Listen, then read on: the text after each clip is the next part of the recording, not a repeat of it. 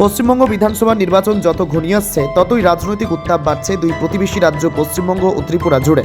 বিশেষ করে ত্রিপুরা থেকে বিজেপি নেতৃত্ব ও কর্মীদের একাংশ পশ্চিমবঙ্গে গিয়ে সাংগঠনিক তৎপরতা জোরদার করায় বিষয়টি রাজনৈতিক মহলে বিশেষ গুরুত্ব পাচ্ছে।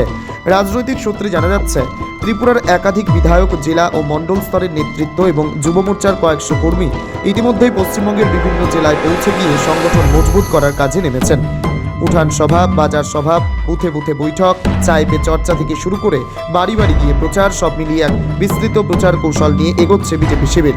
ত্রিপুরা বিধানসভার মুখ্য সচেতক তথা তেলিয়ামুড়ার বিধায়িকা কল্যাণী সাহা রায় বর্তমানে নদিয়া জেলার নবদ্বীপের 5টি মণ্ডল এলাকায় সক্রিয়ভাবে প্রচার চালাচ্ছেন।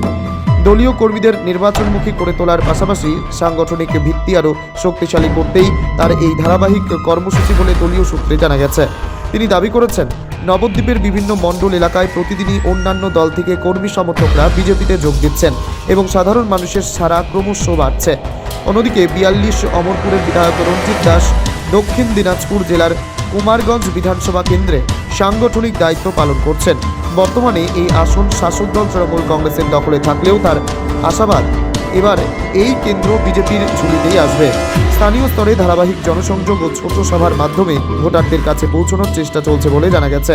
এছাড়াও বিজেপির গোমতী জেলার সাধারণ সম্পাদক প্রশান্ত পোদ্দার জলপাইগুড়ি জেলার জলপাইগুড়ি সদর বিধানসভা কেন্দ্রে প্রচারে ব্যস্ত। ছোট ছোট পথসভা, উঠান সভা এবং বাড়ি বাড়ি প্রচারের মধ্য দিয়ে সংগঠনকে আরও চাঙ্গা করার চেষ্টা চলছে। তার কথায়, পশ্চিমবঙ্গে পরিবর্তন এখন শুধু সময়ের অপেক্ষা। বিজেপি নেতৃত্বের দাবি, পশ্চিমবঙ্গের বিভিন্ন প্রান্তে সাধারণ মানুষ নানান দল ছেড়ে বিজেপির পতাকা তলে সামিল হচ্ছেন। যদিও বিরোধী শিবির এই দাবিকে রাজনৈতিক প্রচারের অংশ বলেই ব্যাখ্যা করছে। সব মিলিয়ে পশ্চিমবঙ্গ বিধানসভা নির্বাচনকে সামনে রেখে ত্রিপুরা থেকে সংগঠিত এই সমর্থন ও প্রচার তৎপরতা রাজ্যের রাজনৈতিক সমীকরণে কতটা প্রভাব ফেলবে এখন সেদিকেই নজর রাজনৈতিক মহলের।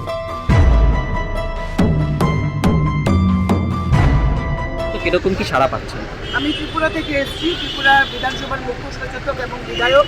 আমাকে পশ্চিমবাংলার নবদ্বীপের দায়িত্ব দেওয়া হয়েছে। নবদ্বীপের 5টি মণ্ডলে আমি ঘুরেছি, বাজার সভা করেছি, ঘর ঘর সম্পর্ক করেছি।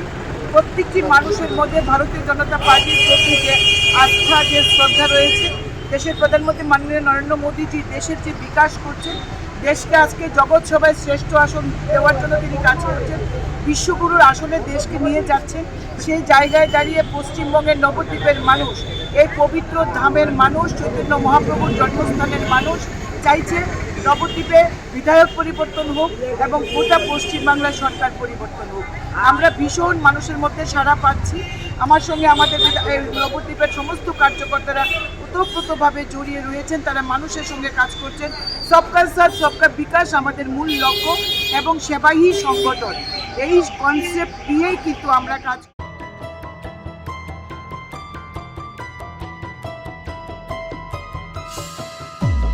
ব্যুরো রিপোর্ট, অমর বার্তা।